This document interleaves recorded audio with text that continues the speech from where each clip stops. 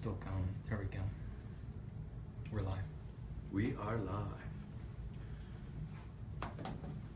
Hello, everybody. Sam, come join us. Oh, we got a little dog join us. This is the pre-game but not pre-game show. Welcome, everybody. I'm Dave Freeze. Sam Sikdar. Alex Freeze. We're here pre-game today, just to give you a little entertainment before you go watch your entertainment. In top form, we're bringing you a show today, which is, as Sam just showed you, is Informed Simplicity. We want to show you how to go beyond complicated and back to simple and better in both business and in life. So this is, today is not about simple. There's a good analogy for this in the martial arts, isn't there, Sam? I really think there is. So, when you first start in martial arts, everything you learn is very simple. We might call them basics by necessity, right? So you're new to the art, whatever style. You don't know how to punch. You don't know how to punch. You don't know how to stand up, fall down if you're grappling. So we got to start with the basics, which may seem so simple. Like, how are these rudimentary techniques ever going to work in the chaos of a self-defense situation, if that's what you're studying for? But we need to build that foundation of simple techniques. And then over time, as you continue your study, you start learning more and more and more advanced types of stuff and complex maneuvers. Forms, which are kind of rehearsed, Yeah. fake fights, if you will, become more and more complicated as you go. Multi-part submissions. Then, over time, and we became painfully aware of this, right? That the great masters could beat you with the basics again. Right. Right? So it's like over time, so you add the complexity and then you start to shed things away. And the other thing I think that happens, and correct me if I'm wrong, it did for me in training, and it certainly has in business and in life, is that you get to this point where complexity is serving you, and then it's holding you back. Right. And there's certain things that you're inherently good at, like you're better at all of those things than I am, but there's certain things that mechanically you're going to be better at doing than I am. So what I choose to focus on in my paring back and in making things simpler will be different than what you would to simplify. Yes, as they should be. And so this simplicity that we're going to talk about today is when you get on the other side of that, which is when you found out what works, what really works best, and what works best for you, and how to get back to that. One of the analogies that I've heard people use in discussing this is Picasso. When you look at his work, it looks ultra simple, and there's these simple shapes and lines and things. But if you look at Picasso's earliest work, he was painting like Rembrandt. He was using all of the complexity of art at that time, and then he really radically changed art forever by going back to its simplest components. And we're big ones for like hacks and shortcuts, but it's also recognizing that simple, elegant solution that you get to later, by necessity, required some of that complexity along the way, along the journey. But simplicity in how you dress and what you choose to wear, where you go to eat and the meals you make, this can make your life, simplicity can make your life rich and superb and elegant just by virtue of its simplicity. So that's what we're going to be talking about today, is finding that simplicity that comes after complexity. And we're each going to be giving you, this is one of our first weeks where we're doing one of our little segments too. You have a segment for us on? I'm going to talk about like fitness and goals, because we're just starting out February, so people are actually starting to fall off the wagon. Their New Year's resolutions right now. And Alex, you're doing a segment on? I think we decided I'm going to do lifestyle, because we just got back from our adventure, and going to be talking about how you want to be setting your life up so you can take time off for a little bit of more extended periods of time to do fun things and travel, and also get suits made. Yeah, and that's a beautiful shirt, by the way. Custom made shirt as well, yeah. And Alex and I are both wearing our little monk attached good luck symbols from our journey. And we have the Fritos out today, just as a little pre-game. And if we have to start a fire, we could do that easily with those. And then I'm going to do a segment not on Fritos, but this is kind of related back to what we're talking about as the theme of the show. we did in Top Form, we did a really great article on sleep hacks and getting better sleep and deeper sleep. And I encourage you to go to In Top Form and read that if you haven't already. But you'll notice that that's complex. Right. And it's the nature when you're having sleep problems or insomnia or not getting sleep that's as good or as deep as you'd like it to be. It's the nature of things that you have to get a little bit complicated because you don't know what's going to work for you. And so you got to try lots of different things. We're giving you all things that have been really well tested and are likely to work. But today I'm going to get back to the basics and the very simplest things. And so we're going to do a segment where we're going to talk about an Onnit product and melatonin generally, as well as 5-HTP, and a crazy idea of getting up and going to sleep at the same time. Revolutionary. Revolutionary. So one of the things I want to talk about are we each probably have some kind of algorithm or rule. And you were talking about this before the show, Sam, how you and I went to grad school at an Ivy League school that you attended undergrad. Right. And we both had this same experience. We got there thinking like, geez, will this be hard? We're surrounded by all these super intelligent people.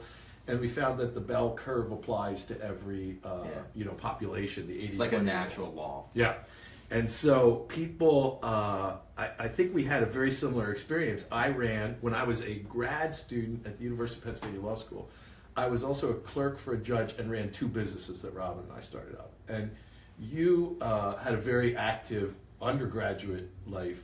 And so tell us a little bit about like the response of people to how you got stuff done and how it was that you got stuff done. Yeah, I mean, it was very interesting. So, you know, the typical college student you picture is that idea of like, you know, cramming. And we were talking about different strategies that people used in undergrad in order to prepare for the exams. And, you know, we reflected that we didn't necessarily need to use those strategies. And well, you're referring specifically to crushing up and snorting Adderall? Correct. Okay, which none of us advocate or had to use. Had to do. And, you know, people used to always ask me, like, well, Sam, how do you do it? You know, I had a very high GPA and was very active in a lot of different things. You know, well, you were running I ran the Taekwondo club. We were almost, you know, at least once a month, if not every other weekend, we were traveling, going to tournaments. We were training 2 hours a day, active social life. You know, at Penn, the kind of, like, the weekend started Thursday night. You know, and then you did Sunday. I mean, you did Thursday, Friday, Saturday, Sunday. And, you know, people used to which seems like more days, more than fewer days. Correct. Yeah, okay, exactly. Just want to be clear on that. So, you know, we had a really good time. And people ask me, like, well, how do you do it? Because we don't really ever see you studying or going to the library.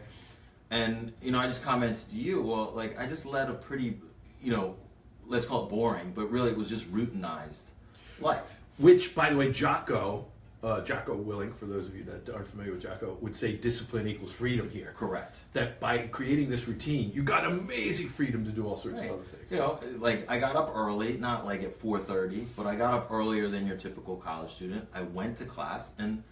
Whoa. I know, amazingly, they teach you the material in class. And so it's not that complicated after that? It's not that complicated after that. And that enabled me to do a lot of other things, just by having that little bit of discipline on a daily basis. It doesn't even sound like it had to be that much discipline. I think I just heard you say, I got up a little earlier. Right. Not like 4:30, just like a little bit earlier than everybody else. And you went to class. That's it. That was the algorithm. Yeah. And that gave you the freedom to have what you described as a, see, I knew you then, so I don't know if I would describe it as, what kind of a social life did you say it was? It was active. It was active, yeah. I would go further. Oh, well. You know, it's all a matter of perspective. So, Alex, do you have any kind of algorithms, rules you live by? Because you had a similar experience to Sam. You helped to create a fraternity. You had a really good GPA. You ended up being top in your class in the entrepreneurship school. There was a lot going on. You got to hang out with Woz. I don't know if people can see Woz signed your Mac there. But you had a lot going on, and you had a job. You were an RA. So how was it that you were able to accomplish this? Was it just like some sort of social privilege that you got? Well, maybe in the eyes of some people, sure. But I should. Why do I look like Trump? I'm like super orange. I see a little red. Yeah, I look like I might explode. I got burned up. But by the way, we are not endorsing when we mention any political candidate here. We are mocking them. I Yeah, just want to be clear. mostly for our own humor. Yes, Yeah. where there's mockery involved, not of every politician. That's I don't right. believe that you're ever going to hear us speak of a politician without like a tinge of mockery. Yeah. If it happens, we'll alert you. Disdain. Well, to go back to our original conversation. Yeah, I'm sorry about the red thing. It's very similar to Sam's. I was waking up a little bit earlier than everybody else, and in that case, in a way to force myself to do that, I often took earlier classes. And what did you do to actually wake up? You had a good trick. Well, I started doing this in high school because in high school I always had trouble waking up early. I think you and Mom can attest to that. But We should bring her in. Yeah. there was a lot of missed buses throughout middle school and high school. But I used a timer on a lamp. So I just had a lamp hanging over my bed. I used it to read at night, and then at night I had it to go off around 10 p.m. and that would sort of tell me, or 9 p.m. I think it was, tell me to start saying, okay, I need to go to bed now, fall asleep by 10 p.m. In the morning. For high school, it was a little bit earlier, but for college, I would wake up around 6 to get ready for my 7:50 class. So And that's you sort of- deliberately chose those morning classes to get going. yeah, and then I think we've discussed this before, it's just a little bit nicer because you finish, by lunchtime or a little bit after lunchtime, and you have the whole rest of the day where your brain is kind of awake and ready to go and work on some other stuff. And then, So I don't want to gloss over this because that is actually incredible. You both did things to just force yourselves to get up like a little bit early. And you had a cool precursor to that. You had a reminder built into your system, which is what you said too, to remind you to go to bed at this particular time.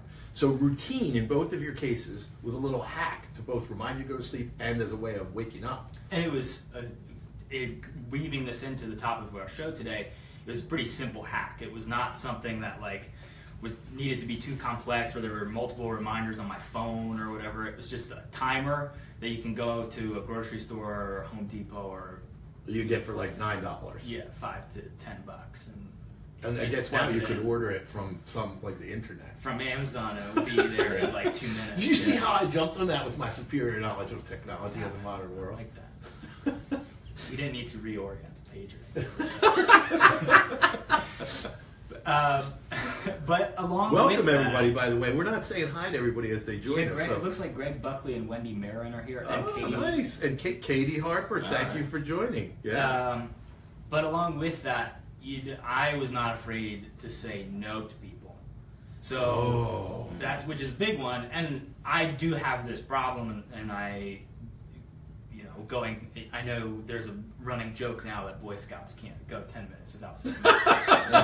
But it goes back, you learn a lot in it. So going back to Boy Scouts, you kind of have to, and in a leadership position, you have to learn that, and we've discussed that on the show. But when we were starting the fraternity, there was a lot of things you have to say no to, and there are things that other people said no to what I was asking of them, so you have to learn to deal with that, and that goes into a whole different thing. But Now- not being afraid to say no is big for finding the time to do.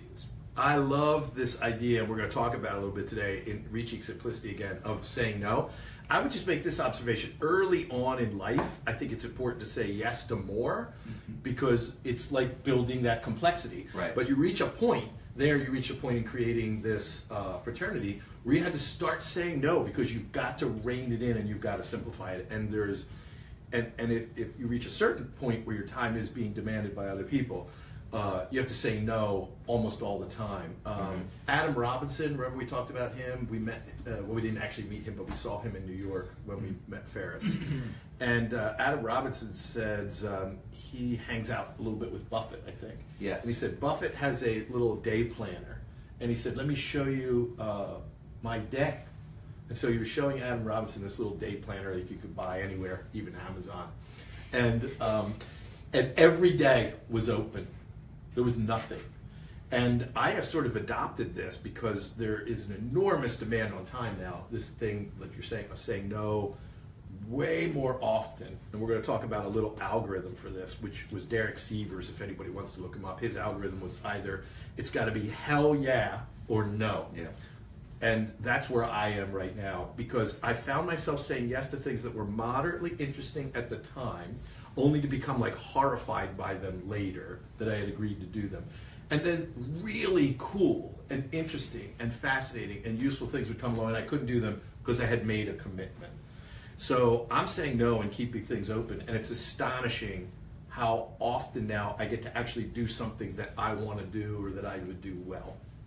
So there's another algorithm in there to take this hack of saying no, and it's like a quick little test. Is it a hell yeah?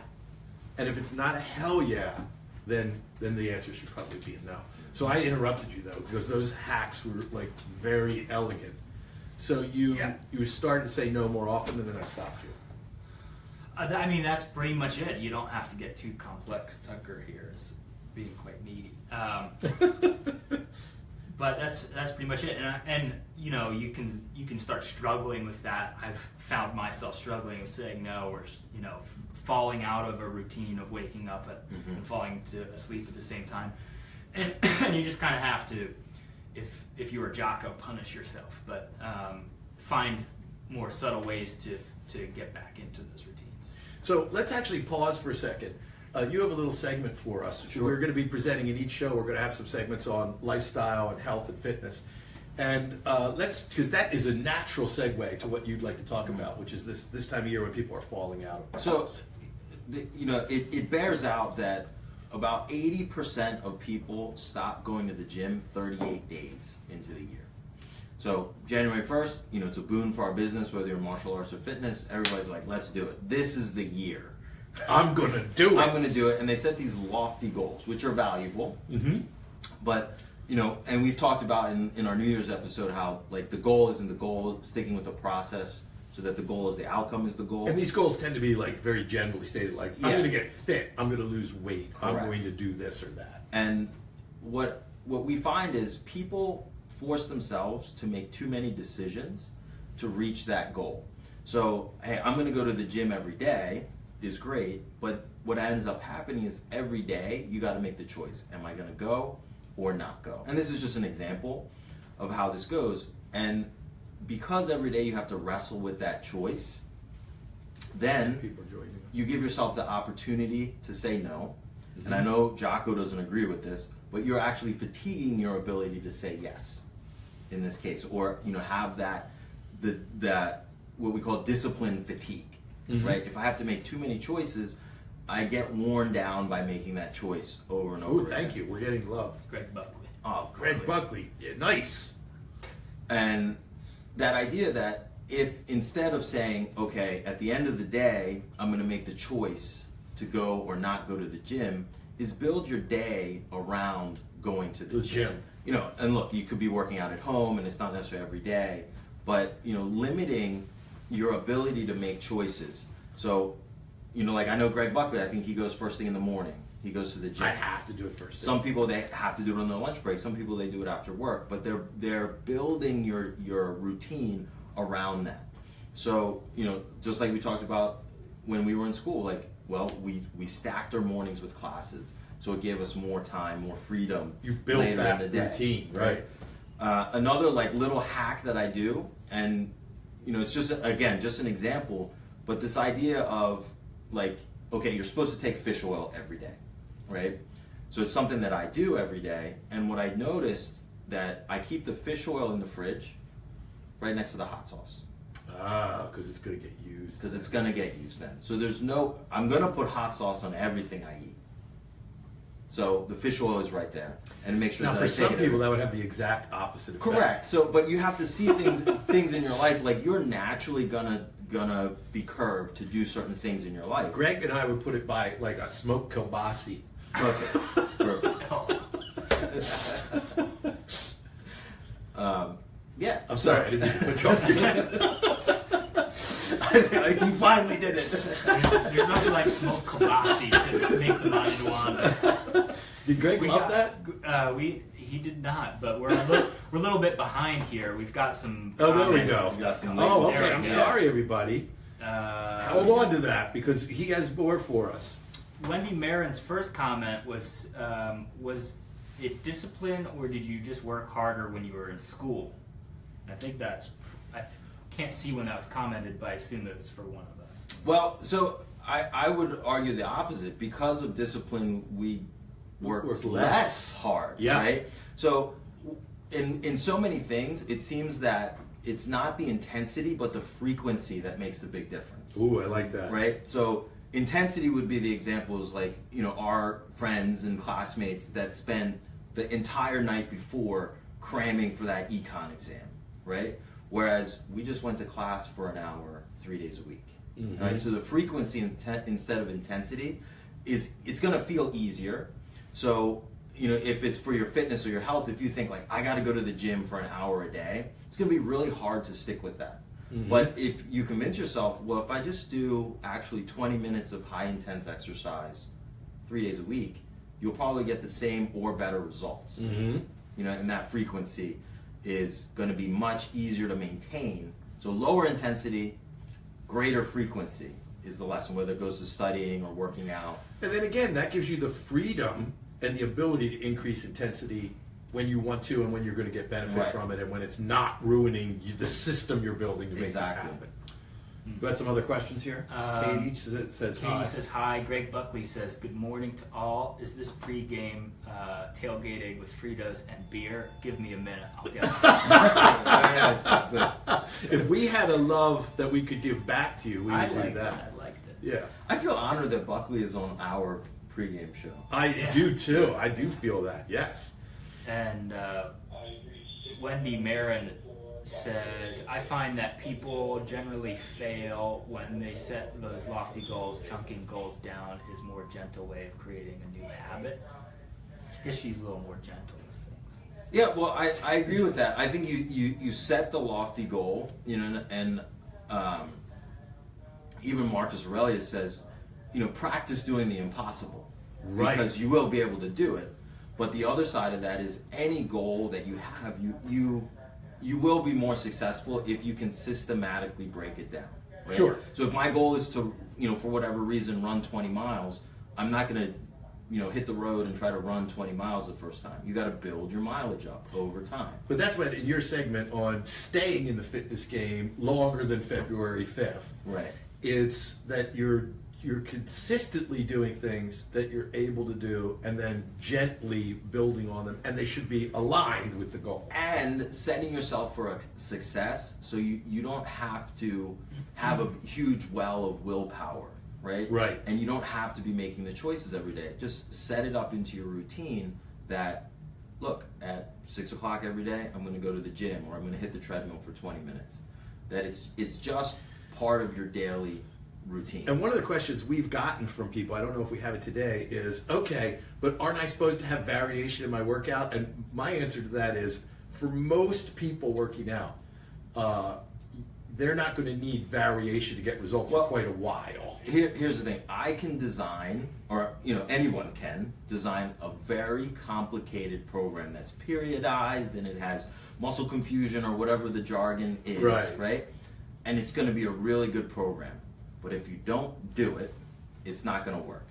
But if you can commit and fit it into your routine and make sure that you adhere to the program that is, 50% of optimal, is still better than not doing the program that is 100% optimal. Right, and you're going to start to get results and be able to move in that direction.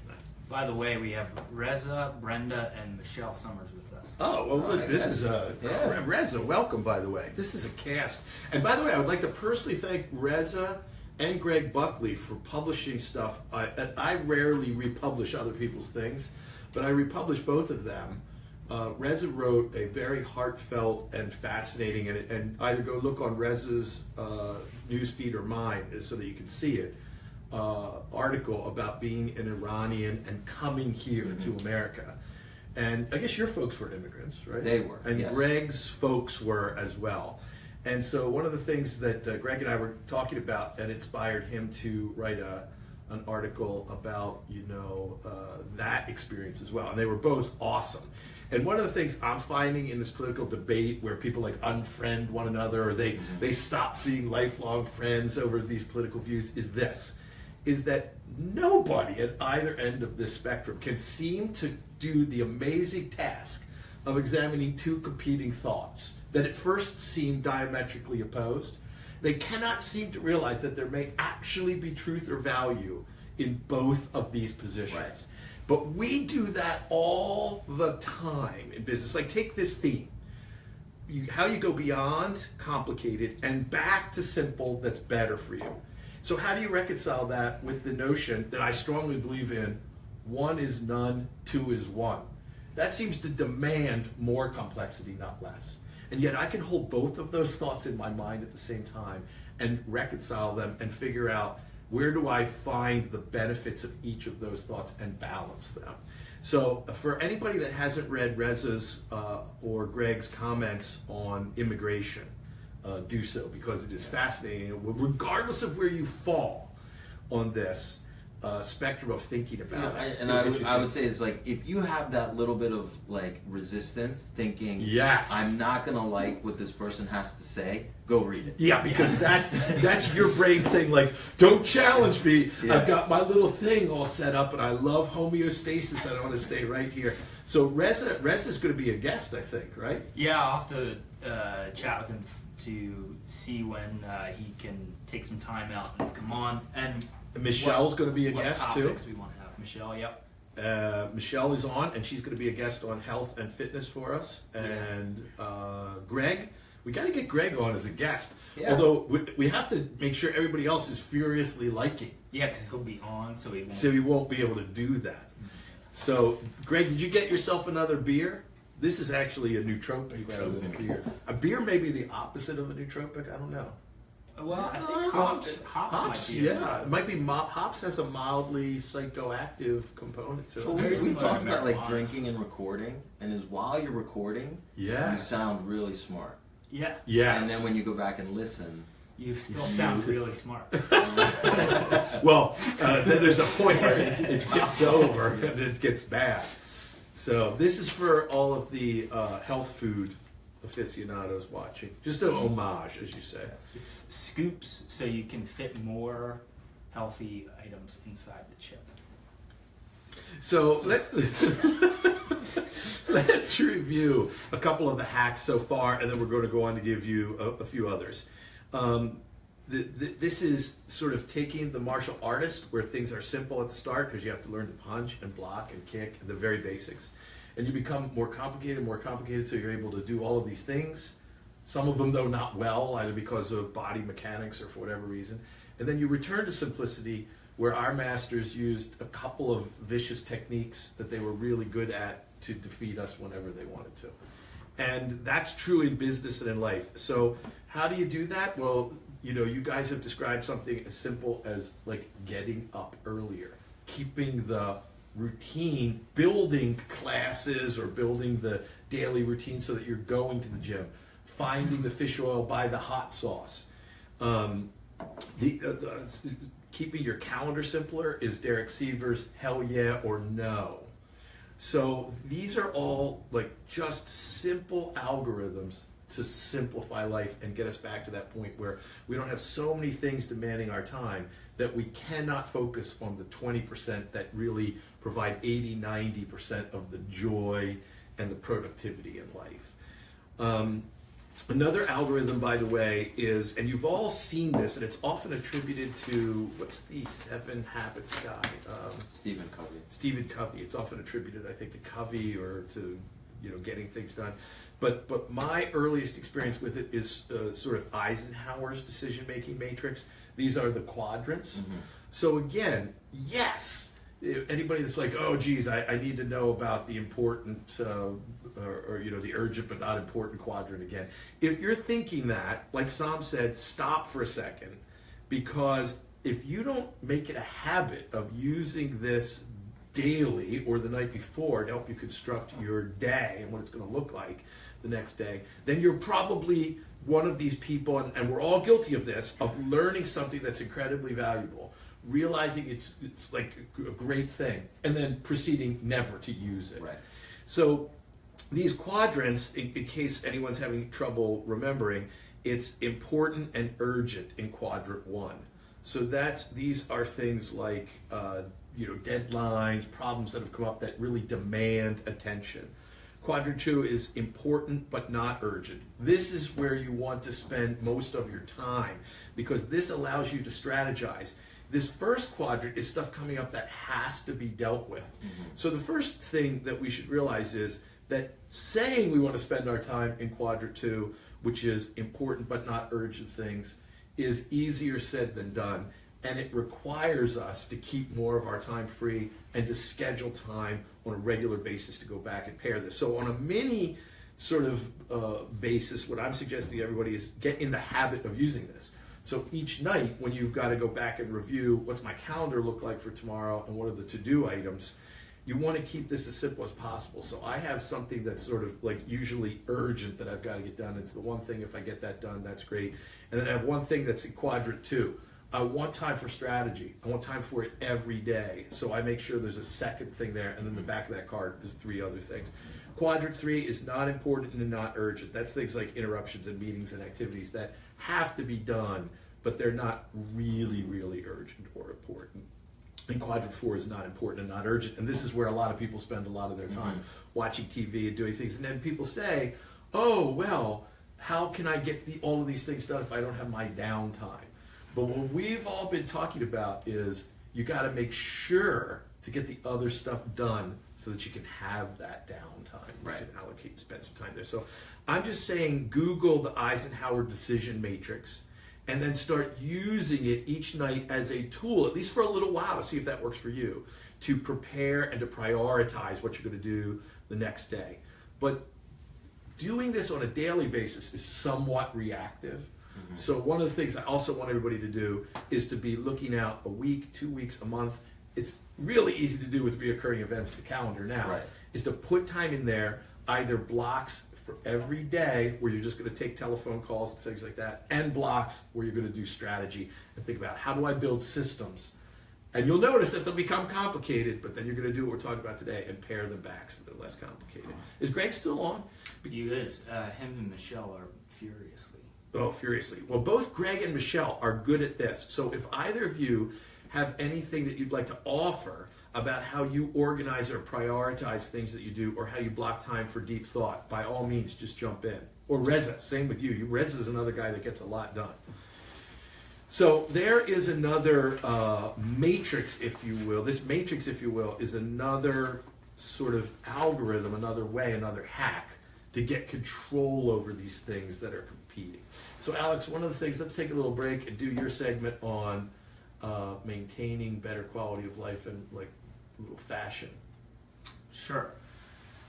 So when we sat down and discussed our different, I guess, little subsection or segments that we were going to talk about, the two that I kind of took on were marketing and along with you guys on that one as well, and lifestyle.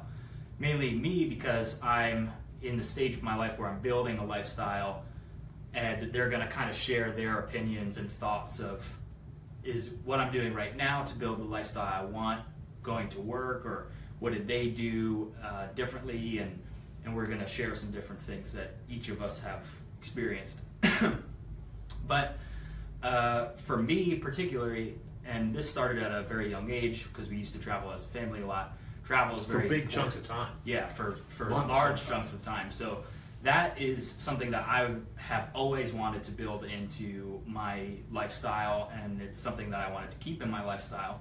And this is actually very interesting, an interesting aspect of High Point, because when you go to visit, if you've ever heard of High Point or if you ever look it up on the web, you see all these new immaculate buildings. The dorms are ridiculous. The food. There's a dry cleaning service. There's a dry cleaning service and a student concierge. There's all sorts of amenities that you could take advantage of, and you're silly not to take advantage of them because you're paying tuition to get them, or your parents are paying tuition to get them. Yeah, and I think you're right. You're silly not to take advantage of that because you're delegating tasks that otherwise would take up. And that take up more of your time. So like if I wanted to take my dry cleaning to the dry cleaners, I have to go out, get in my car, or drive to the dry cleaners, which might be 2 to 15 minutes away, depending on which dry cleaner your preference is in High Point. And then you have to drive all the way back. So it's taking time out of your day where you can just drop it off at the concierge. They On your way to on class. your way to class or on your way to lunch or something. They call you when it's ready and you go pick it up. Same thing on your way back from class or whatever it is. So it saves you time. But it's also building in these, if you're taking advantages of everything and you actually respect your surroundings, it's building in the desire, I guess, to have a certain level of lifestyle. And that, some people go into it with that level of lifestyles into High Point. Some people don't have that level of lifestyle, so it's a step up for them and they appreciate it, and that kind of they now set it as a goal for them. So for me, I've had a pretty good lifestyle growing up. I'll be the first one to admit that. Going into High Point, I had an excellent lifestyle, and now coming out of High Point, I want to keep that lifestyle. So how do you structure your life? And that's kind of where we go, is how do you use these sort of algorithms and systems to make yourself, or keep more time, I guess would be the correct phrasing of that. So you do have the ability to go and keep that lifestyle. So for travel particularly, having a job or a business or whatever it is that allows you to go and do that. So for me, creating a company that essentially can run on its own without me being there is a very high priority. So setting up automated systems that are in place, getting the right employees, getting the right subcontractors is all very, very important for me to accomplish that. And I think you sort of have accomplished that. Now, being an attorney is a little bit harder to do that with, but I don't know if you want to share how you accomplished that. It is. I mean, I'm lucky to have really, really good people on a team that lets me do that. But if people said to me from the very start, look, you cannot be an attorney and take your family on like 2-month long vacations. It just doesn't work that way. But I chose a practice area where it was at least conceivable. It was very rare, but conceivable. Yeah. So right from the start, I did this strategically. And it was an area where you could build systems and hire really good people. And don't misunderstand me. It's not like this went flawlessly. There were lots of, difficulties along the way. But I have an excellent, excellent team of people. And I have some amazing systems that do still let me do that. But it is the discipline of working super hard, all the time that I'm focused on work. And having the time set aside to work strategically so I could keep the systems improving. That lets me still do this. And that's the other thing. I mean, we've talked about this in school, where I wake up earlier, I finish class earlier, so I have the rest of the day to do something else. Same thing, you can apply the same thing to your business or to your job, depending on where you work. If you're, depending on what your schedule is, if it's pretty lenient, and a lot of businesses are becoming this way where they allow their employees to set more of their own schedule, because there's all these studies coming out that shows that people are being more productive when that's happening. Yeah, I mean, I think business, including mine, is moving in the direction of not exactly when you have to be there. I mean, I do need people in certain places at certain times to get your stuff done. Exceed my expectations, and if you could work it so that you go away for 2 or 3 weeks, fine. I don't care. Well, there's a very rapid drop off of productivity after about 50 hours a week. So just pushing them to grind. Not everybody's built for that. And that's okay. Yep. Yeah. So figuring out those little things and doing that earlier on in your life has been, especially for me, super helpful. I'm sure Reza, who owns his own business, quite successful business right now, and travels quite a bit, both for business and for pleasure, can probably say some of the same things. Now, he came in a little bit different circumstances and is actually building from the ground up the lifestyle that he wants to live and that he's living right now. So he might be somebody to ask more questions on this later, but that's the main part of it for me right now is travel, and then being able to live comfortably and afford things that you want and taking advantage of the things that you get. It's silly not to take advantage of things you get. So like we talked about advantages of travel cards, of credit cards, and how you get the most out of them. And it's it's very a lot of them are free and most of them aren't. So how do you get your money's worth out of a American Express Platinum card, which is $450 a year for the fee? and there's multiple ways to do that. And right off the bat, I think we probably got triple or quadruple our payments to Amex out of this last trip that we got. The same thing with the Chase card, which is only $95 a year. But the point is to know and to understand those and to benefit from people who already do it. So one of the things is we're going to share again how we got a trip that would have cost tens and tens and tens of thousands of dollars for considerably less. And we'll share with you how we did that. Yeah, and it's interesting because Laura and I always have a funny back and forth, and my cousin Tyler and I have agreed on this when we went to Ireland together. We just picked, both of us, same age, 23 years old, picked up for what we were doing and took a long weekend and went to Ireland. Now, we were sort of lucky in the timing for that because it was right after Brexit, so European airline prices have dropped, and and the euro was ridiculously cheap at that point. But there's another strategy, which is just being a contrarian and doing things. You and I did the same thing when we went to Iceland. Yeah. Iceland had this crash. Nobody was going to Iceland. Yeah. Iceland's very expensive, but they lured Alex and I there with bribes of all manner of things that we wouldn't have gotten otherwise. Bribes and endangered species. Yes, you could, which you could eat. Yeah. If you want to eat endangered species, which again I'm not advocating, but if you are, so I guess I'm talking to Greg. He's seriously like it. If you would like to eat whale, we went to a restaurant where you can have whale at least 3 ways. Whale and puffin. Yeah. Which the Scottish man that was sitting next to us was in an opposed unbelievable restaurant, by the to way. whale, but liked puffin because it was more sustainable and tasted like hot dog. Yeah, lamented that it tasted like hot dog. Interesting. Yeah. So teach his own. But what you're saying here is that you've got to think about this at a big strategic level. Yeah. Then there are specific things that you could do, whether you're employed or creating your own business, to make this thing. Like to you, travel's valuable. To somebody else, they might hate the idea of traveling. Or they may want to just travel domestically. Or they may want to just work in the mornings. So, but all of these things can be done. I think here's a big, real quick, just to share what I was going into. I travel first class in almost every flight now. And it's not because I buy the first class ticket, it's just because I get the upgrade every first class ticket. And it's through using my credit card strategically, using my miles strategically, and flying on routes that I get upgraded. And that, in turn, gives me morally qualified miles and more ability to upgrade on various different routes separate from those. But I think the big thing to take away here is if you don't have the lifestyle you want and you see somebody who does, don't harbor resentment at that lifestyle or anything like that, because that's where you get into the mindset of I'm never going to be able to achieve that lifestyle. And I think we can see this with people right now with checking your privilege. Yeah, you should check your privilege and say, okay, I have this lifestyle, but it's usually because I worked for it.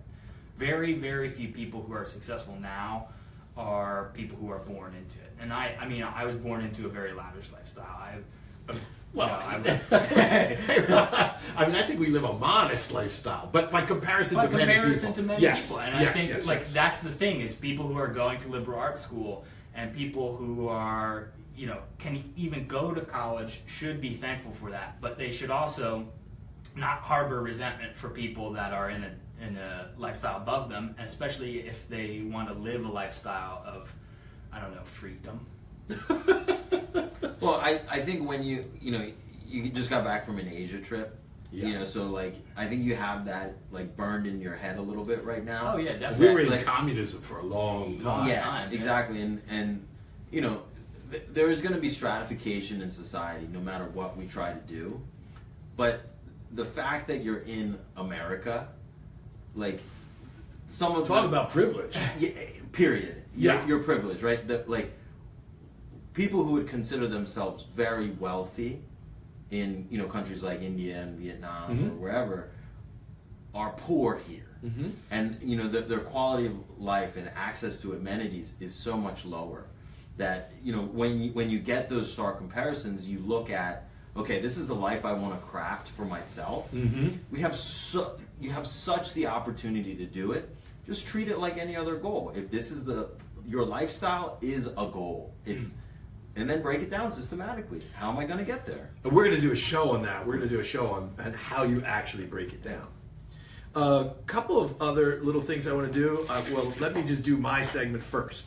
So I recommend everybody go to InTop Forum and look at this. If you have any trouble with sleep, the depth of your sleep, the nature of your sleep, and look at all of the material that we've put together in an article for you. However, there's a lot of hacks there. They've all been proven to work for people. You may have to try different ones, so it may seem kind of complex. And you might want to use more than one until you get sleep under control. But we were just back. So we were on the exact reverse time. We were 12 hours. So when it was 8 in the morning here, it was 8 at night there. We did a couple of things that worked really well for getting sleep when we got over there, and now for getting sleep back into its normal.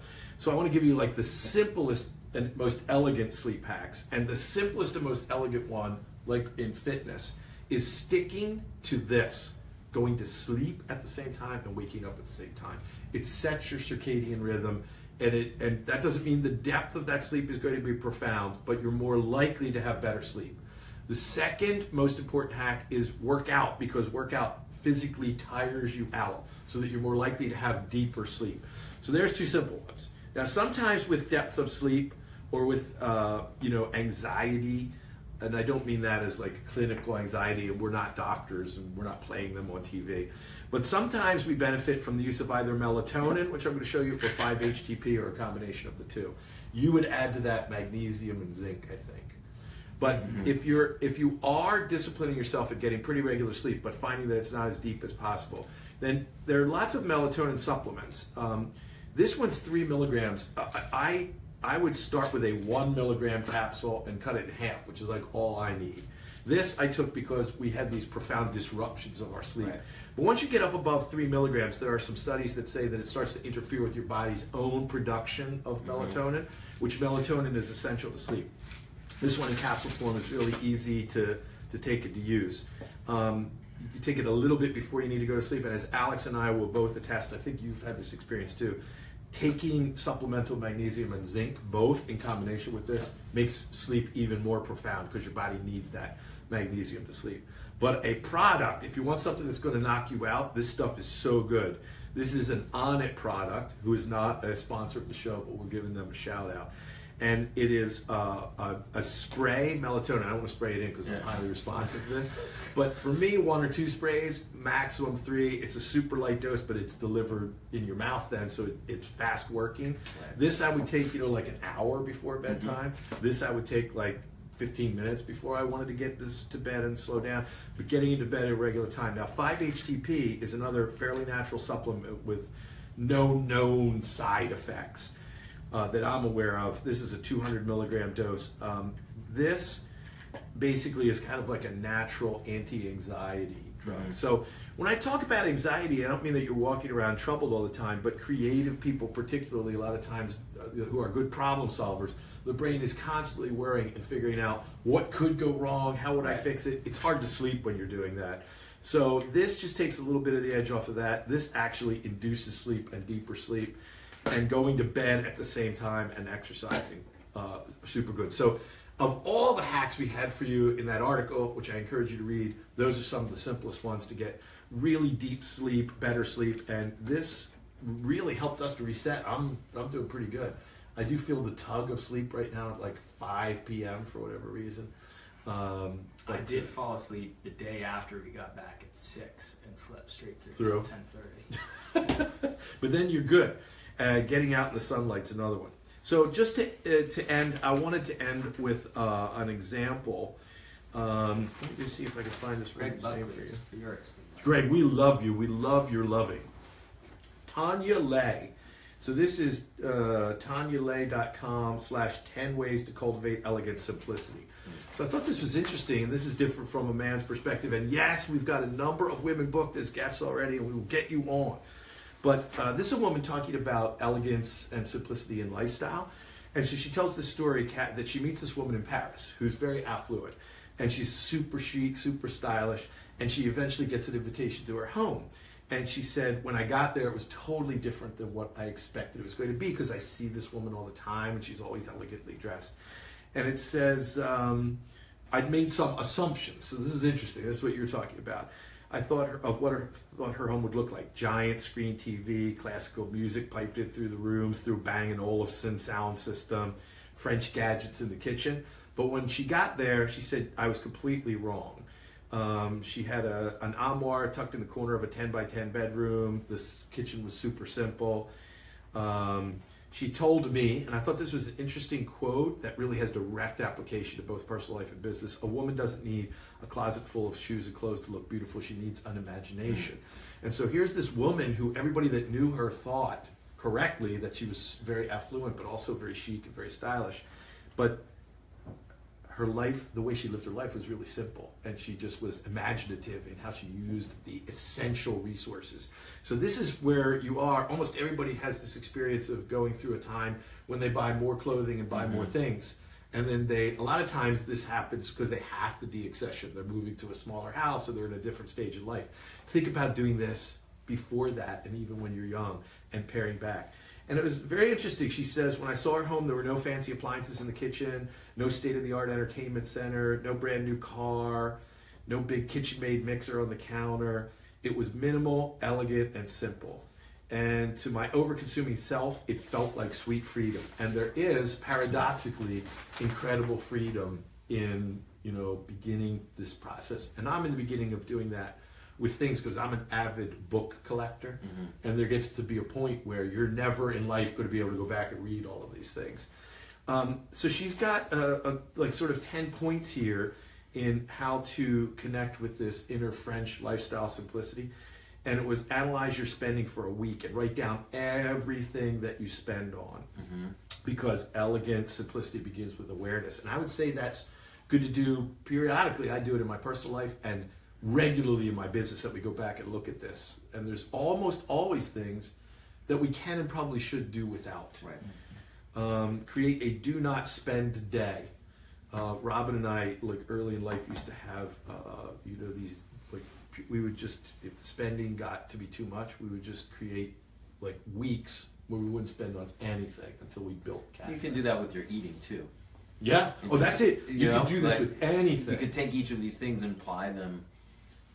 Yeah, well, look, Generally. I mean, here, it's saying align your values with your spending, both in business and your personal life. Again, align your eating with the value. Once you decide, like, being fit and being strong and being whatever it is that you want to be, once you decide that that's a goal, then aligning your behaviors with that does become easier. It's not easy, but it becomes easier. And your point, I think, from your segment is, the simpler you make that, the more likely you are to be able to achieve. She's talking about clothes here. She says, although I would argue again that this applies to everything, use a 6-month rule. If you haven't used it in 6 months, get rid of it. Now, for me, I'm Scottish, so I would find that hard to do, but there's probably great wisdom in that. What I could say, use a 10-year rule. And if I haven't used it in 10 years, I should donate it or get rid of it. But in business, again, this is the same thing. Like, if you're spending money on a resource, that's really a drain, and if you're just looking at it but not using it, it's taking your attention away from other things that you should be using too.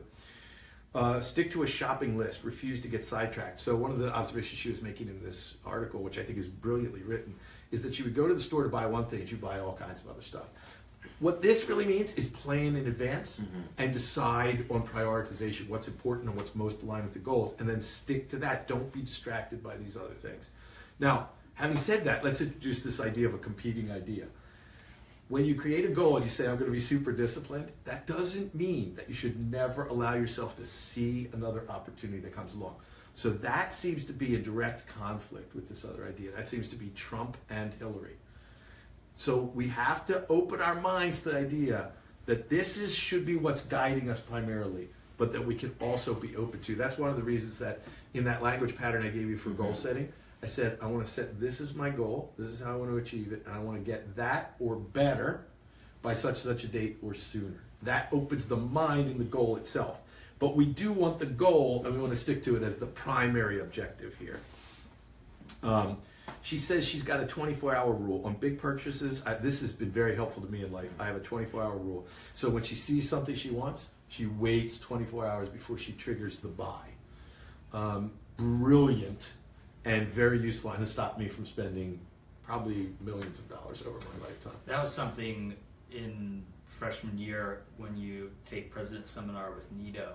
It says if there's something that you really want to buy or own and that you apply it to business, there's something that you think will really help your business or whatever it is, think about it for 72 hours. And if that's true, then buy it. But that time lets your subconscious mind sort of mull it over. And, exactly.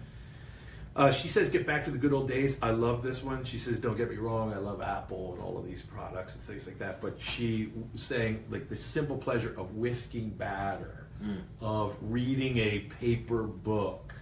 And in my case, Alex would roll his eyes at me because I could read English newspapers and publications online, although we did have crappy internet almost the whole time. Yeah, that was a little hard.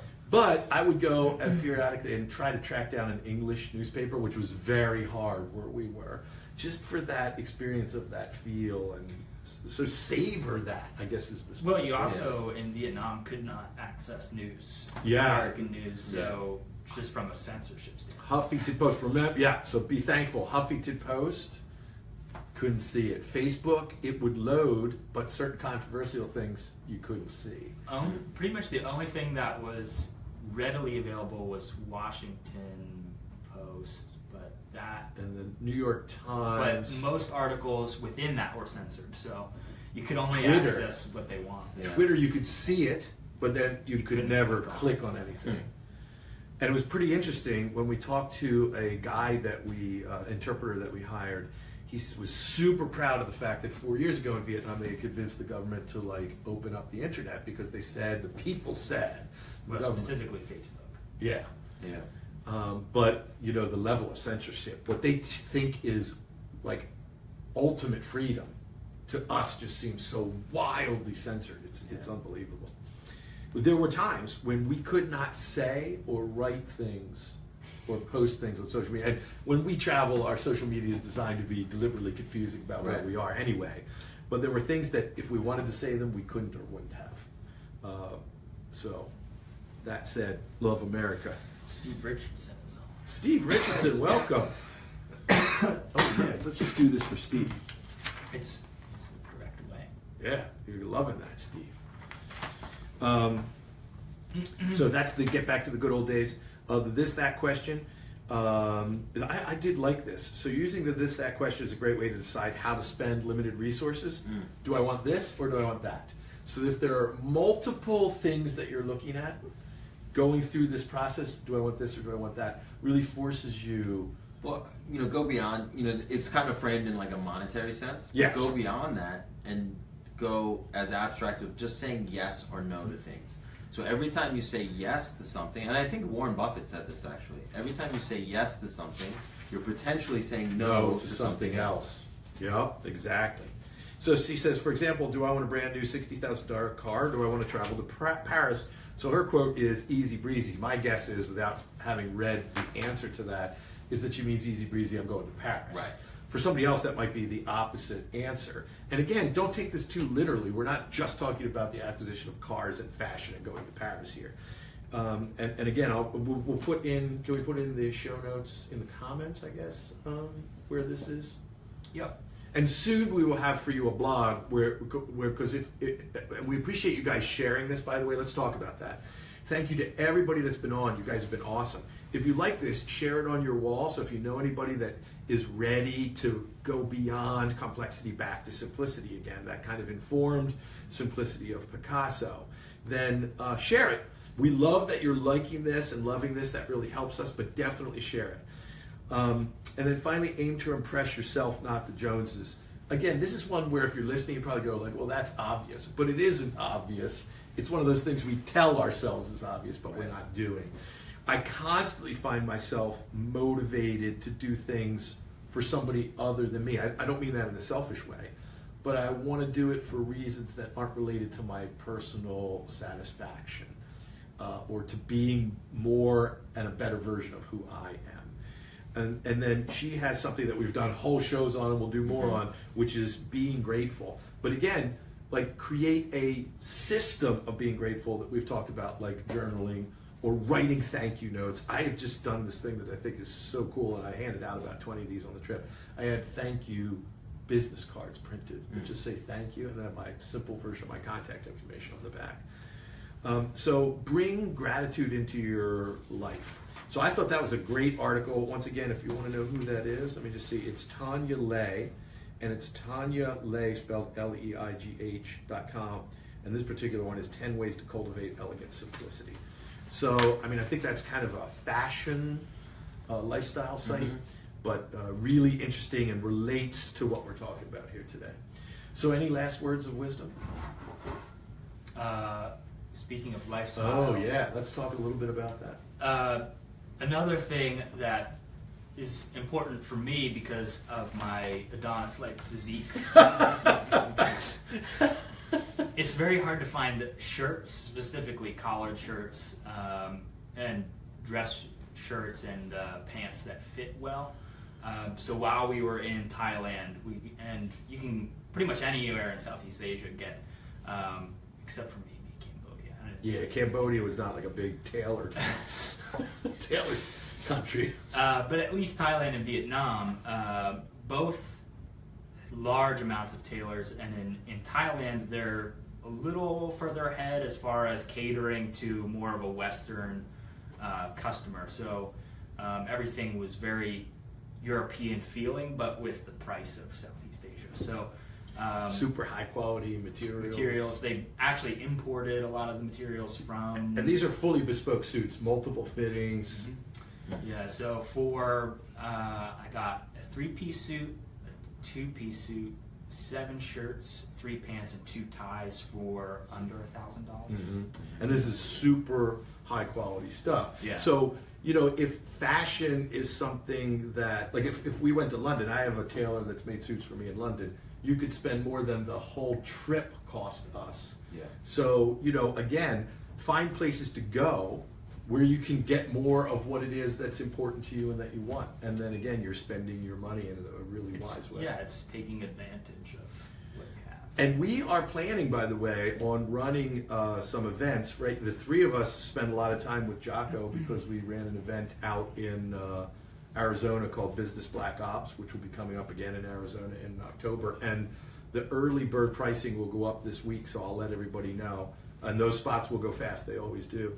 But we're also planning a trip, so stay tuned here because we have a lot of experience in New Zealand, Australia, the UK, Iceland, and multiple trips that we've done to Asia now. So we have a pretty good handle on what's what and where to go.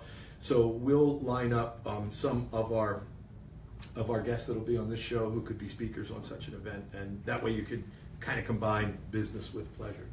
So stay tuned for that. Well, we thank everybody. Have a great Super Bowl weekend. Anything else, son? No. I'm in pretty good shape too. Thank you guys. It was fantastic. And thank you everybody. Thank you to everybody that joined us and everybody that's liking it and everybody that's sharing it. Really appreciate it. Thank you.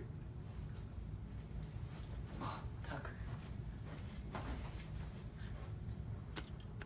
Uh-oh. There's a storage alert again.